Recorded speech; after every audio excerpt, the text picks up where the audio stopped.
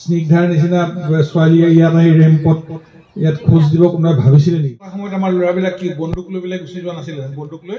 কিন্তু বিৰোধী বিধায়ক হলেও সন্মানীয় মুখ্যমন্ত্ৰী মহোদয়ক মই হাত ভৰিয়ে ধৰি মই সন্মান কৰালো। চৰকাৰী চাকৰি কৰাটো এটা কাইণ্ড অফ মানে দাসত্বৰ নিচিনা যে মই বিধায়ক হলো, কি ক'বলৈ বিধায়ক হলো?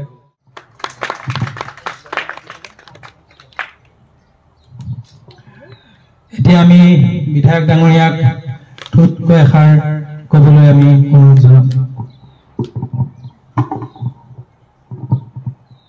নাজিৰাৰ পৰা অহা আমাৰ ফেশ্বন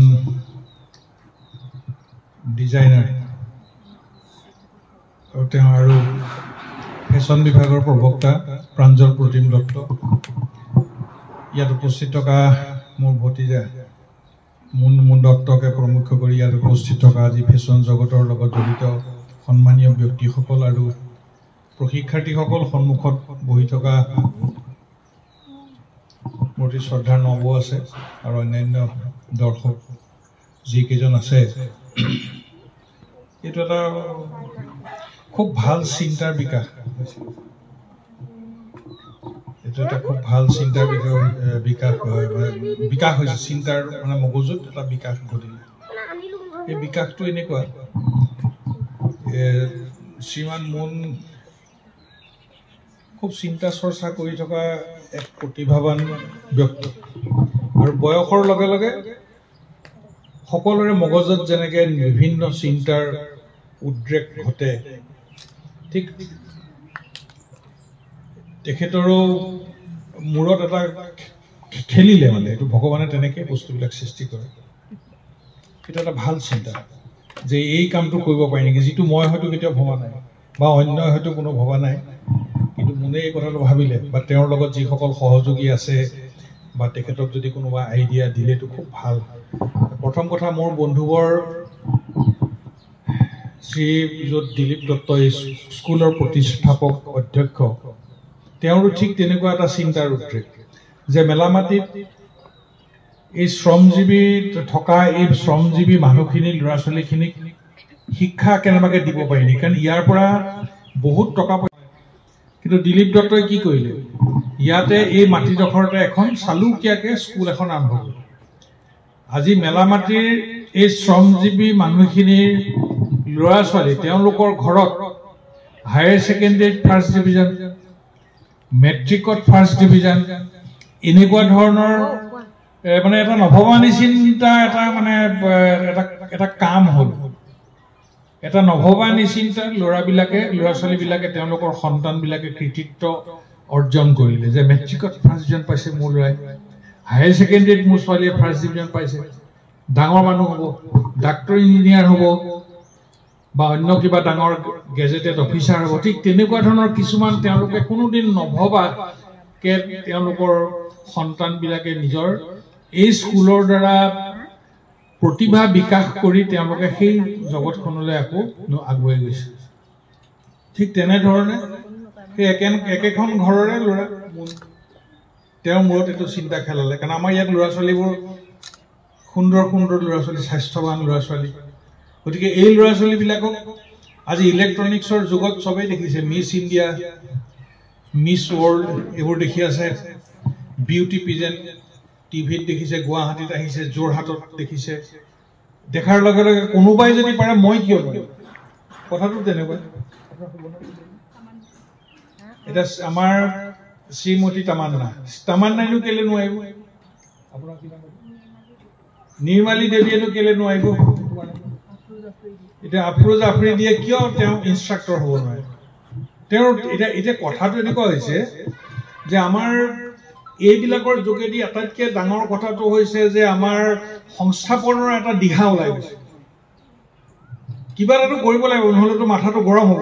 এটা সময়ত আমাৰ ল'ৰাবিলাক কি বন্দুক লৈ পেলাই গুচি যোৱা নাছিলে, বন্দুক লৈ ভাবি জংঘললৈ গ'ল। এতিয়া তেনেকুৱা কৰাৰ প্ৰয়োজন নকৰি মিলা প্ৰীতিৰে থাকি বিভিন্ন লাইন খোল খাই গ'ল। তেনেকে এতিয়া স্কুলখন খোল খাই গ'ল, স্কুলৰ পৰা আকৌ এতিয়া নতুনকে এইটো এটা ফেশ্বনৰ মানে ইয়াৰ বহুতখিনি মানে ইয়াৰ ইম্পেক্ট মানে কি ক'ম, আজি এই ফেশ্বন শ্ব'টোৰ জৰিয়তে বহুত ধৰণৰ আমাৰ সমাজখনৰ লাভ হ'ব। একটো ভাল স্বাস্থ্য হ'ল, বেমাৰ কম হ'ল, মনটো ভাল হৈ থাকিলে, মনটো ভাল হৈ থাকিলে সামাজিক ব্যাধিটো কমি গ'ল। তাৰপিছত এই ল'ৰা ছোৱালীবিলাকে যিবোৰ কাপোৰ পিন্ধিব, সেইবিলাকত যিবোৰ কাপোৰ চিলাবৰ কাৰণে, কাপোৰক ডিজাইন কৰিবৰ কাৰণে কিছুমান মানুহৰ প্ৰয়োজন হ'ব।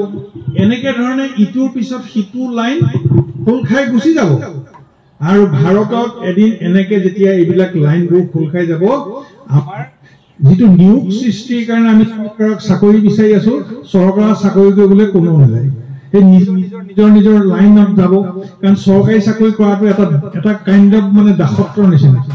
9টা বজাত পাবগৈ লাগিব, অফিচাৰে যিটো কয় তেনেকে কাম কৰিব লাগিব। ছুটি বিচাৰিলে নাপাব, ঘৰত আজি কিবা এটা পাতিছে, নখোৱা পাতিছে, ছুটি নাই। এই স্বাধীনতাটো তেতিয়া মানুহবিলাকক থাকিব। কাৰণ এইবিলাক নিজৰ নিজৰ ব্যক্তিগত জীৱনত ব্যক্তিগত মানে জীৱনত কি হ'ব, তেওঁলোকে স্বাধীনতাটো পাব। এইটো মোক খুব ভাল লাগিছে যে মেলামাটিৰ নিচিনা মেলামাটি আমাৰ নিজৰে জেগা। ইয়াৰ প্ৰত্যেকটো পৰিয়ালৰ লগত আমাৰ ঘৰৰ এটা খুব মানুহখিনিৰ লগত। গতিকে সকলোৰে ল'ৰা ছোৱালীবিলাক ওলাই আহক। এটা নতুন দিগন্তৰ আজি সূচনা হৈছে, কৈ থাকিলে ওলাই গৈ থাকিব।